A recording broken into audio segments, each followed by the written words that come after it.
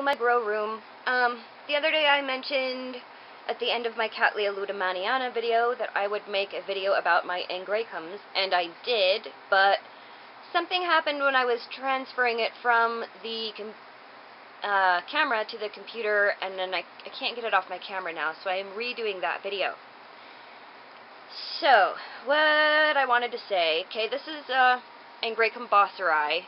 It's sesquipidale variety bosseri, or variety angustifolium, which is, it just means that it's a sesquipidale, but the plants are smaller, the leaves are thinner, they probably don't get as big. I don't know if the light differences between, if the light requirements are different between the two or not, but as you can see here, there's a little more space between these leaves than there is down here, so I need to have it in a little bit brighter light. So it's going straight under with the Cattleyas now. It was off to the side a bit, but I think it would do better with a little bit brighter of light. So, right, this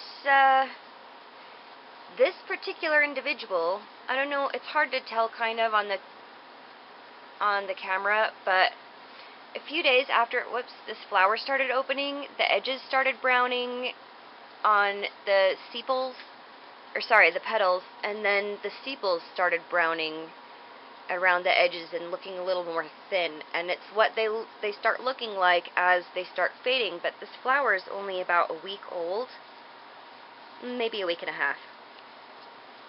This one is opening just today. Well, it started last night, but they opened kind of slowly.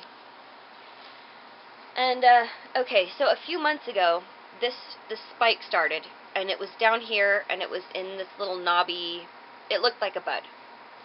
And then around, what was it, I think Christmas? No, yeah, Christmas, I think. Either this one or this one was Christmas. But this took forever to get to here. And then, after that had been there for a month or two, it opened, and another one came out. They're shaped like this. Another bit came out, but it didn't have any lines on the bud-looking part either. So I knew that was just going to be another bract. And so finally, that opened. Let's see, maybe we can, yeah. This bract opened, and then you could see the buds, and they both came out. And that took, probably 3 or 4 months from the first sighting of the spike to the flowers actually opening. Whereas this one, I just discovered buds in this maybe 3 weeks ago, as the other one was like just coming through its little, or just barely starting to have buds that looked like they were going to actually be something. Buds appeared on this, and this was just 3 weeks ago or so. I'll put the dates up either in the description or as little notes in the video. And this is a Lemforde White Beauty. It's a cross between sesquipidale and magdalanae. So I think it gets its rapid growth in terms of the buds from the magdalanae parent, although it could just be a hybrid vigor type thing, because I have a magdalanae, but it's the baby. And I have not tried growing it previously because it's it's a cool grower, and it needs a lot of light, so I have not tried to grow it before now. And so last time, oh yeah, this blooms like crazy for me. I bought it in November of, not this year, just barely, but the year, let's see, it must have been November of 2015. It was in bloom with one flower. 6 months later, in June of 2016, it was in bloom again with one flower again. And about 6 months later, here we are in January, or no, it just barely turned February. It's in bud again, now this time with 2.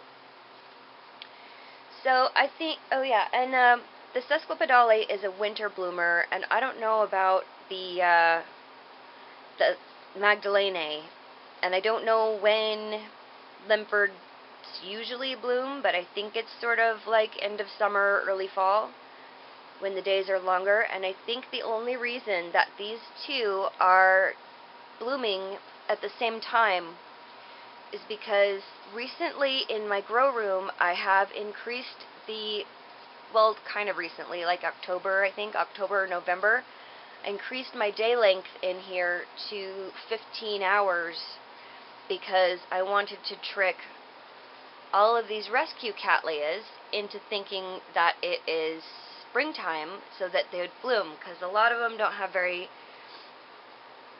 good roots, and the sooner you can get them growing eyes, the sooner they will grow roots and all of those things, and the warmth helps to speed up their metabolism, and so warmth and long days can tell them to grow for a lot of things. There are some species that grow in the winter and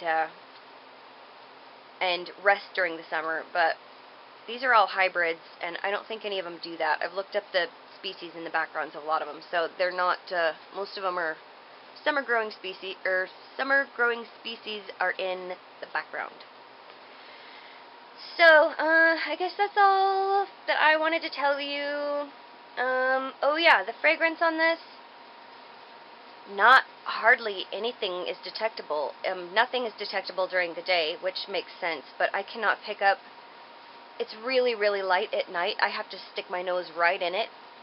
It doesn't perfume far away, and it doesn't smell. It smells okay, but it's not great. It's not anything I want to stick my nose into repeatedly. Whereas the Lemforde White Beauty smells, excuse my French, fucking amazing.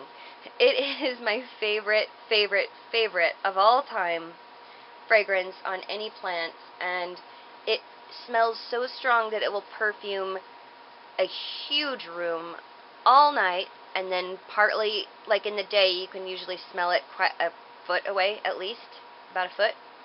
So it's really, I love them. I wish I just had a whole bunch of them in different photo periods per month so I could have one in bloom all year round. Because I love that fragrance so much. Okay, I guess that is really everything I wanted to say this time. So yeah, Angraecums can be a lesson in patience. But they are very rewarding. The nectaries on these are awesome. I mean, just look. Even though it doesn't really have very much fragrance, which I'm really disappointed about, because that's like one of the reasons I bought this. The flowers are gorgeous, and I don't know. We'll see how this one does. I'm pretty sure I don't have thrips because I've looked very closely, and I'm actually kind of suspecting that this might be virus. There's a virus that can wilt, sort of age and wilt petals and sepals really rapidly, and I'm hoping that's not what is wrong with this plant. We'll see how the next one does when it's open. But yeah, I don't know if it's gonna show, but if it does focus, there are smooth parts where it's white. It's so smooth and nice and pristine, and then the brown parts are kind of dimpled, and they look like they're bumpy, kind of. They've got little tiny pits all over, and then there's that disgusting brown, greasy. I call it greasy-looking brown because it looks a little bit greasy. And the lip on this doesn't come out flat, so I'm not really stoked about this flower either. I don't know.